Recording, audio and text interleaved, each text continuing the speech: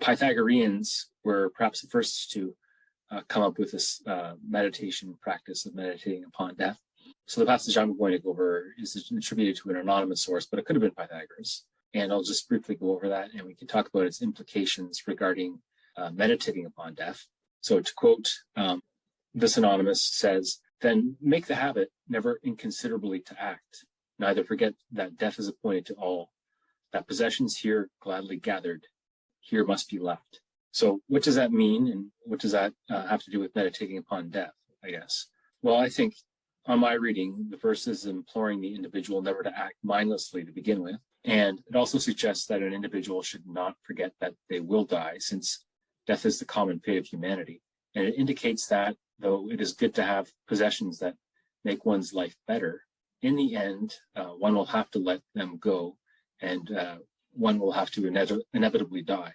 So I think in some sense, the verse seems to be admonishing an individual to be detached from earthly possessions for the sake of psychological health. And so that's what I take from it. And to my understanding, I think this meditation kind of addresses sort of the ethical and the practical aspect of meditating upon death, and how that meditation can lend itself to perhaps adapting to the reality of that better for such things as psychological health and well-being. I guess that's what I think of this first verse here. I don't know if you have a similar interpretation, Ryan, or what you kind of, the insights you glean from it. So I'd be curious to hear your thoughts. Yeah, I think I have the same sort of thoughts as you on this one. Like for me, when it says, never inconsiderately act, one way to do that is to remember that, death is appointed to all, so that you're going to die someday. Like having that in the forefront of your mind is an important aspect to acting in a way that is thoughtful, that is mindful, that is, measured and temperate, in a virtuous way. I think we can see this too when we consider, all the examples that we might have even anecdotally of, people who get some sort of diagnosis, says that they have some sort of terminal illness. A lot of the times it changes their outlook on life and the way that they live the rest of their life. So I think having that idea of, death being there is something that helps you act in a way that's perhaps more measured and more thoughtful. And I think it's also the key to realizing that all these things that you acquire, it's just stuff. At the end, you're going to die and you have to leave it. So I think that middle passage that's kind of sandwiched in between the other two verses, or the other two lines, it's sort of like the key to understanding it, which is, again, just having death at the forefront of your mind. So yeah, I mean, I think it's pretty much the same interpretation. I was just thinking more of how the verses sort of line up with one another. Yeah. I mean, each line of the verse seems to, get at something different.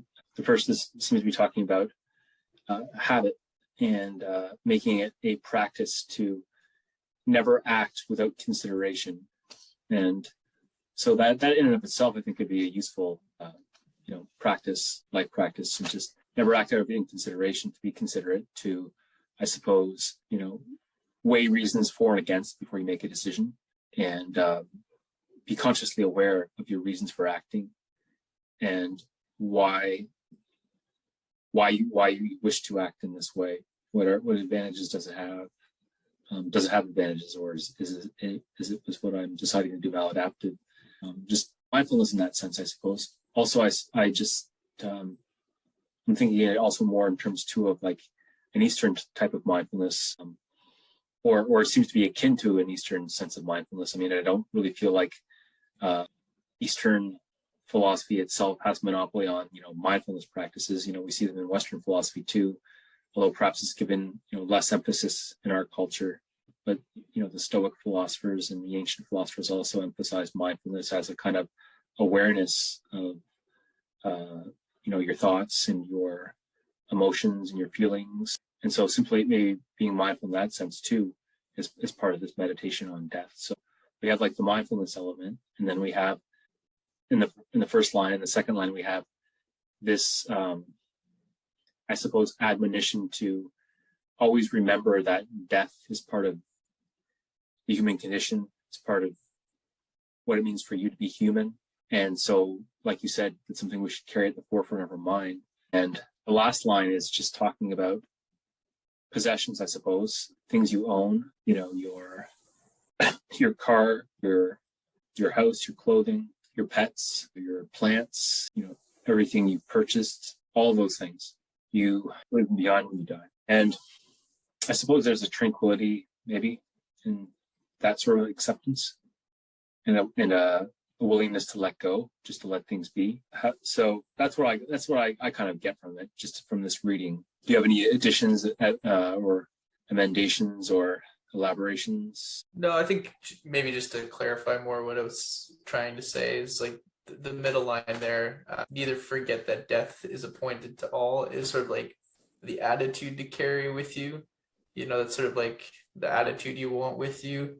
And that's going to help you, like I said, behave in a considerate manner and to leave those things behind in a way that you're, again, not attached to them. You know, you're not afraid to let go of these things. So, yeah, I think it's for 3 lines, I think it has a lot packed into it.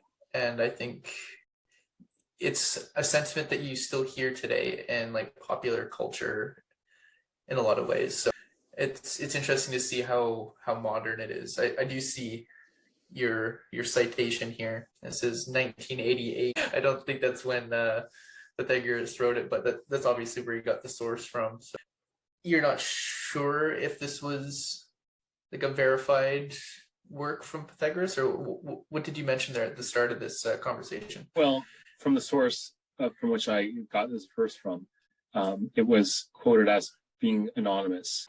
But what I think I might do is go back to that source and see if I can authenticate it and see if it was in fact coming from Pythagoras. So I think that would probably allow us to know for sure whether it was Pythagoras, but I know that the Pythagoreans did have this practice, so it wasn't something that Pythagoras himself, you know, did exclusively, but it was part of that whole school, I suppose. So anyways, those are sort of my main thoughts on that. I suppose one thing just before transitioning to the next topic is that I think possessions too, when they're clung to, when people hold attachment towards them, that can also induce suffering, you know, because I suppose we worry about what we fear to lose. If we hold certain possessions dear to us too tightly, there might be some, you know, psychological stress and suffering that might go with that. And so I also think like the reality of your death, if you accept that, it can alleviate a lot of that suffering, you know, the suffering that comes from that fear of what you're afraid to lose, you know, your possessions and everything else.